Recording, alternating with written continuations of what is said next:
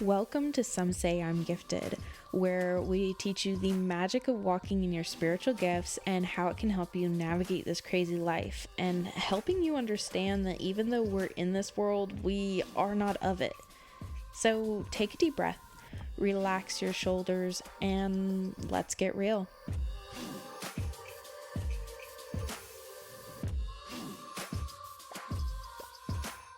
Hey y'all, let's get real. I'm just playing. I had to.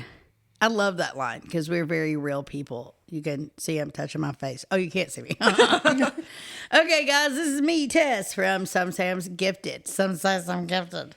And I'm here with my two beautiful co-hostesses, Morgan and Danielle.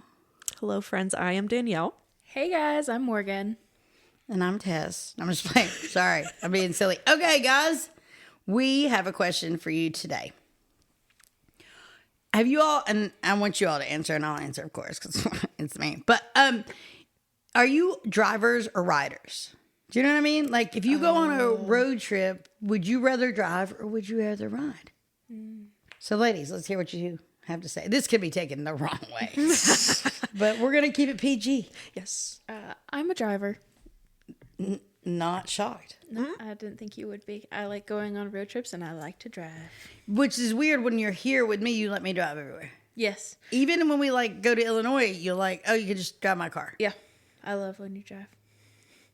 Because I'm distracted, she can get like crazy information out of me. Yeah. We just found that out. Yes. Yes. I am a passenger princess. Oh, really? Are you like the one that like has your little cup holder and your blanket and your snacks? And I do have my blanket, yes, and I have my water and then my little pretty much that's me. Yes, I am passenger princess. I will say that I do love that I passenger princess with my boyfriend. I find it very, very attractive that he drives everywhere. That's how I am with Eric too. I like that. My husband's the same unless we're coming back from a long trip. Not going on a long trip. When we come back, he's like, you haven't driven at all here. And I'm like, fine. When everybody's down and like we're worn out from doing stuff, I'll drive. Let me take the wheel. Yes. Yeah. So I with my husband, he's really the only person I don't mind. I didn't like my mother driving. Good night. Oh no, it was scary. Yeah. Now my brother, I will ride in the car with him. This is really, so my brother has this thing. As soon as he gets in the car with somebody he feels safe with, he can sleep in a car, which is hilarious. I can't. I mean, I can't here and there. I have to be really tired. The best place I sleep in a vehicle is a plane. Really? Yes. My husband and I went to Vegas. It was nonstop from Knoxville, which is closer to Middle Tennessee, but still East Tennessee, to Vegas. I think it was like Spirit Airline. Oh, gosh. Oh, God. And I got on the plane, and I sat down, and I was in the middle seat. There was a window, me, aisle. Chuck was in the aisle because he's tall, long legs. I woke up in Vegas on the guy in the window seat's lap. My husband did it. I was like, I am so sorry. He didn't. I was like, why didn't you? He said, you were snoring. I was like, I snored? And the guy was like, you're fine, honey. Remind me of my daughter. I was like, Oh. And I had on like these big black and gold lame bell bottoms, and like I looked all funky and had a big hat on, like the big round brim hat. Yeah. Oh. I was so pissed. Is it like the airplane noise that puts you to sleep, or? Well, I can't see where we're going. Yeah. There's no responsibilities. There's absolutely no response. My kids weren't with me, you know, so you're good. But we want to know what you guys have to say. Are you a rider or a driver? I like Or are you both like us? Yeah, it's a switch. Yeah. She wants to say switch hitter, but it's okay. I got you. She held back. Yeah, Proud of you. Okay. Here's a fun topic. What a heck of a segue.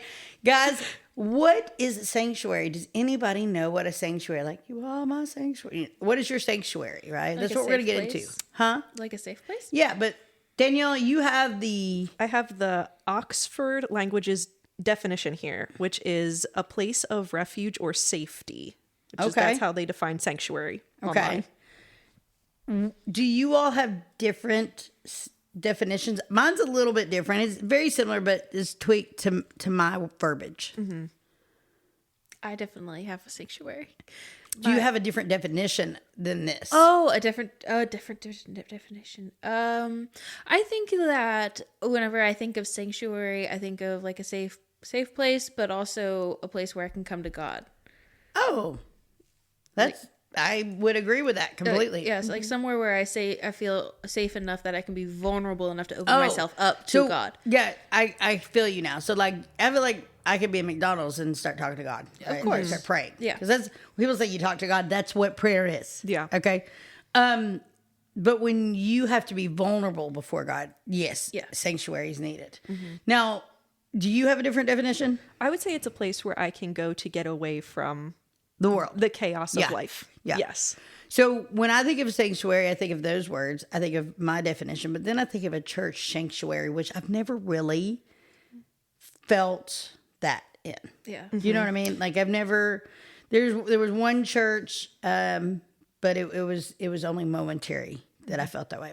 Can I ask, is this is a specific place in the church that is considered a sanctuary and it like has candles and stuff, or what are we talking about? When you walk into the church, the belly of the church where the altar or the stage is and the preacher stands and talks and all the seats. Yes. That's the sanctuary. That's what it's called. oh. Oh. Yeah. She said, "Oh, That is the not safe place. That's not, it doesn't feel like you could go there for refuge, right? no." I mean, some people might think that, but I would say that that's not really where I find my peace at. Yeah. In the Yeah. sanctuary of a church. Yes, like yeah. that's it's a different vibe, Yeah. for sure. So my sanctuary would have to be where I feel safe, where I feel peace, where I feel happiness, and where I know my kids are going to be okay. Like, let me go back a little bit. Several years ago, my ex-husband and I, when I got married to my current husband, Chuck, okay? My ex-husband came to the wedding. You two ladies were there. It was very awkward, correct? Mm-hmm. And lo and behold, it got worse. And I think I know my ex-husband realized that he wasn't a part of our marriage anymore. Like there was nothing tethering him to me. So he went bonkers and started saying horrible things about me. Fine, I've been called worse and probably will be. I don't care. But he kidnapped my kids and took them on a vacation trip to DC for a week, but they were not allowed to contact me or tell me where they were. It was very crazy. Anyways, in this horrible saga, it was very hard for me to find sanctuary. Mm-hmm. So that's what I mean. Like, I can have sanctuary right now and my kids are with their father, but when I know that they're in another place, I don't know where they are. I don't know if they're safe. I don't know if they're alive. I'm not allowed to speak to them. It's hard for me to find sanctuary anywhere, no matter where I'm at. Mm-hmm. So I want to know, where is your sanctuary? Mm-hmm. Morgan? My sanctuary is a little different. Doubtful. My sanctuary is my car. See, I don't think that's different at all, but... Is it? No, because the car you have was our sanctuary from the house of hell. That's very true. If you listen to a previous episode, you will know we took refuge. Yes. Which is refuge was the description of sanctuary. Mm-hmm. But like anytime I'm like on a lunch break or anything, and I don't have a stressful job. I have a very, very chill job. But on a lunch break, I'll go sit in my car. The sun can reach me. I feel nice and safe. I lock the doors, find a place to park. I would rather eat in my car than in a restaurant. Yes. I love my car. Like, I know that, like, if I'm just got off work and I had a long day and I'm tired and my boyfriend and my bonus kid is in the house and they're, like, ready, they're expecting me to come in with a smile on my face, I'm going to sit in the car for a few minutes and just talk to God, play some music, chill out for 5 minutes, and then I'm recharged and ready to go back. Yeah. I think that's awesome. Yeah. And you usually take it everywhere with you. Yes, right there in my pocket. Yeah. What about you, Danielle? Mine is definitely the beach, and I'm very blessed to live right by the water. So it doesn't even have to be the beach. It's just any body of water, really. If I can feel the sand on my feet and I can hear the waves and hear the moving water, then I feel at peace. And I can sit there for hours on end and just gather myself and get ready for whatever it is that's ahead. Yeah. Yeah. So any moving water for me is very, very, very peaceful. I wish I was... Y'all's are so good. I wish I have multiple ones and I think a lot of it has to do with the fact that when I was a kid, I couldn't go certain places, so I had to make sanctuary where I was. So like I had a 4Runner. I still have it. It's probably going to be my oldest son's first car or whatever. But I spent many an hour in that 4Runner and just looking up with the car turned off, sunroof open at the stars. So as weird as this sounds, my sanctuary, I love the ocean. I love rivers, any moving water is super important to me. But the stars, as long as I can see those stars, I'm okay. Yeah. Oh man, when I was a teenager, I would go take my car, Yeah. go park out in a field and just look up the stars and cry or scream or do anything. Yep. There's a lot of comfort in the night, I feel like. I don't know, I feel like for us, we all kind of connect in that way that we can find light in the darkness and being able to have like just beautiful light up in the sky. Because I was the same way. I would sit outside in my backyard and look at the stars at night and think about my life, and things would feel a lot better, Yeah. And clearer. Yeah. So I think another question, and I'd love for the audience to chime in too, and on whatever platform and however you find possible, what brings you to a point to need sanctuary? Like Morgan, you said, like, because I do think that there's different levels of sanctuary. Does that make sense? Like you said, my boyfriend and my bonus child, I've got 5 minutes in the car. You know what I mean? Danielle, of course, has the ability to go to the beach whenever she wants. Sorry, guys. Yeah, but like for what I'm saying is that your like top level of sanctuary? Mm-hmm. Because there's also a bit of sanctuary I get when I'm in the shower. That was in my back of my head. I was going to say that. Like, yeah. So let's start from the bottom and work our way up. What is the lowest level of sanctuary you feel? In my backyard. Really? Yes. There's sand in my backyard too. But like, no. And she does it again. But like in my backyard, whether it's raining or it's sunny outside or it's snowing, as long as I'm outside of my house and in that part back there, I can find the peace that I need. Do you have sand fleas? Because like sand with grass, you can get a lot of sand fleas. Yeah, we actually, that's awesome. I know we don't, which is great. So I can walk out there barefoot and I'm fine. As long as I pick up after my dogs. Okay. That's pretty nice. I think that the lowest, maybe I don't enjoy parties or like big gatherings like in confined spaces, like house parties, or like the gatherings and everything. I would leave. I would just go. It didn't matter where it went. Normally it was in my car. So I would just get away from people, get outside, just walk away for 10 minutes and come back. Yeah. It's just a little bit of sanctuary and just distancing myself from the situation. Social distancing before it was cool. Yeah. Mine is Goodwill and Elizabethan. Ooh. Like if I'm really like and it's not like I got to go buy stuff because there is a level of shop therapy and sanctuary and therapy do go hand in hand, but like there is a level of just walking through there, and of course I put headphones in, you know what I mean, and I just walk, and the nonstop movement and the nonstop looking at products and things like that, and feeling the energy, like sliding this shirt. Oh, somebody was really sad, and the last time this one was worn, they were sad, or things like that. It's almost like it pulls me away from whatever I'm going through, and it makes me realize that there is a world out there with other people with other problems. And I know that sounds really stupid, but that really helps bring me serenity in a form, because I'm not the only one in the boat that's losing their mind. You know what I mean? Yeah. And I think that would be my lowest one. So I'm going to go ahead and give you my next level. Yeah. And that would be my shower or my bathtub. Are you with me on that, Morgan? The next level up would be? Oh, the next level up would I would say shower. I would say for me, it's the bath. Yeah. For sure. Like, Yeah, okay. I will go bath and then next level shower. Okay. Mine are on the same, but I feel you. So I like to take a bubble bath as my self-care. So like it is a sanctuary for me. It's also where I journal a lot, is like in the bathtub. But I think if we're prioritizing like strength of it, I would say bathtub, because it's like a regular habit, a habitual thing. And a shower is where I need to do like a deep cry. Okay. you know, so it's a little bit higher up for me. I understand. So That makes sense. That makes sense. For me, a bath is higher because I don't take as many baths. Okay. But I know, like, if I'm not feeling the best, like whether it's with a sickness or just in general feeling a little down, instead of taking a shower, I will take a bath. Same. Yeah. Because I just need to soak for a while. Yeah. Yeah. I don't do bubble bath. I definitely do Epsom salt though. well, Lots of Epsom salt. That's my jam right there. And lavender, like I use lavender petals with it too. That's my jam. I do have a funny story if you guys would like to hear it. Yes. So sometimes I get very overwhelmed with 5 children and worn out. And I have to go, okay, I'm going to go cut myself off from the world. So I will watch either on my iPad or my phone something, put headphones in and do a bath, turn the lights off, candles for myself. It's not like my husband does it for me. This is me. Yeah.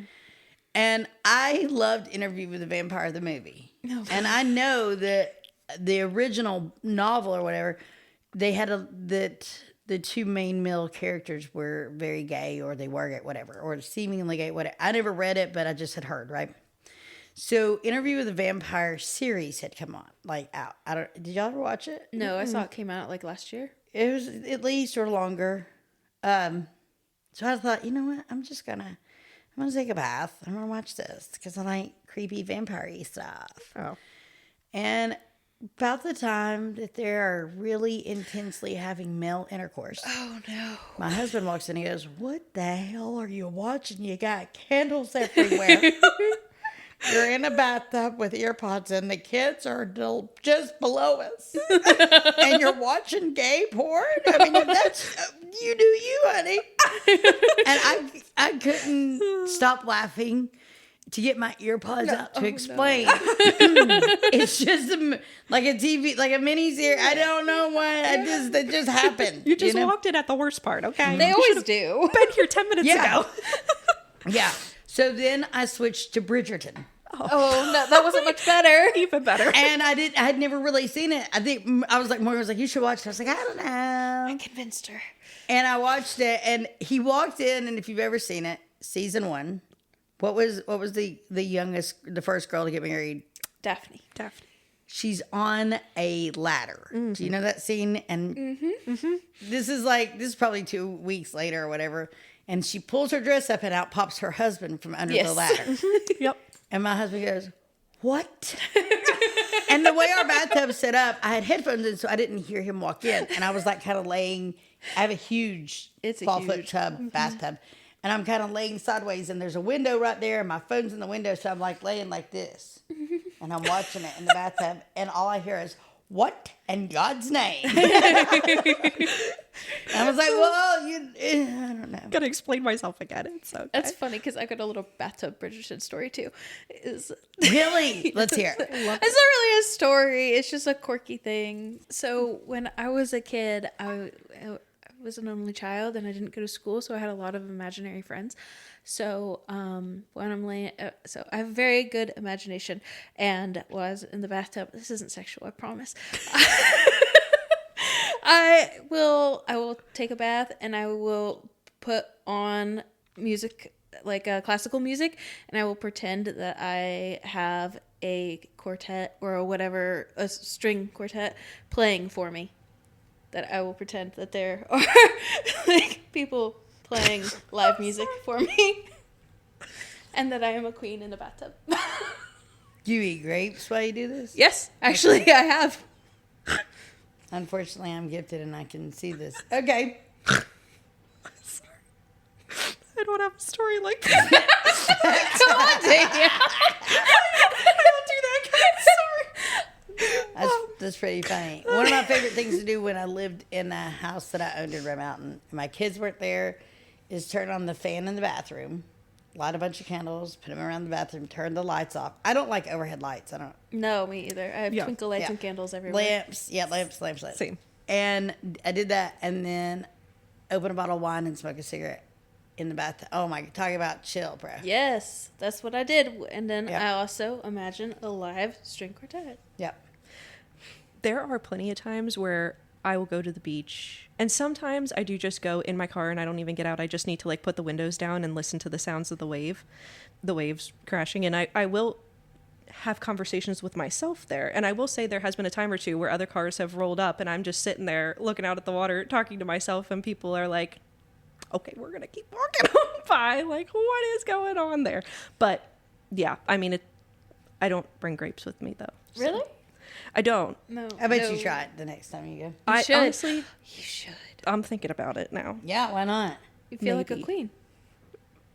I love that. I wish you guys could see Morgan. She's waving like sprawling out like a queen. And the On- couch. on a very regal couch. Very regal couch. So, like a French girl. if the most high place of sanctuary would be, for me, the stars, which is kind of like wherever I'm at. You know what I mean? I can be wherever I'm at. I can connect to that. Does it matter that it's the middle of the night? Yeah. I mean, that's kind of, if it's the middle of the day and you want to find that, it's hard to get. But do you guys have... Yes. So the beach. I mean, and there's sometimes where people walk by, and I will bring grapes next time. Yes. But if nothing else, you could use them to throw at the people that give you weird looks. I could, because I'm like, listen, we're all here. I think they're all here to find their sanctuary, to be honest. I mean, a lot of people Yeah. go to the water because they want to get away. Yeah. A lot of people go to the mountains because they want to get away. And I think that finding it where you're at is really important. Yeah. So absolutely. I think that's why our lower level ones have to be there, because sometimes we're not going to be able to get to the higher Exactly. level Yes. ones. Exactly. Yeah. You know? So finding peace in your own home or around your home, or as wherever you can go that's the closest, I think is really, really important, because sometimes you're not going to be able to access the place that you might need to go normally. So having it close to home, whatever it may be, is paramount to everyone. Absolutely. Because at some point we all need a break and we all need to get away. And if you don't have a sanctuary, I think it's really important to find one, you know, and if you need help finding one, we're always here to talk to. Yes, you know? absolutely. And you can find us where? Facebook and Instagram at Some Say I'm Gifted. You can also find us on X at Some Say I'm Gifted, and it's a little bit more risque there because I'm not monitored.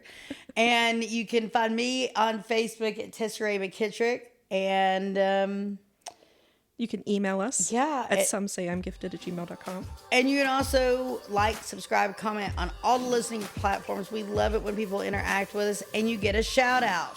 Shout out. All right, guys, we love y'all. Please let us know what your sanctuary is, and we can't wait to hear. Love y'all. Love you.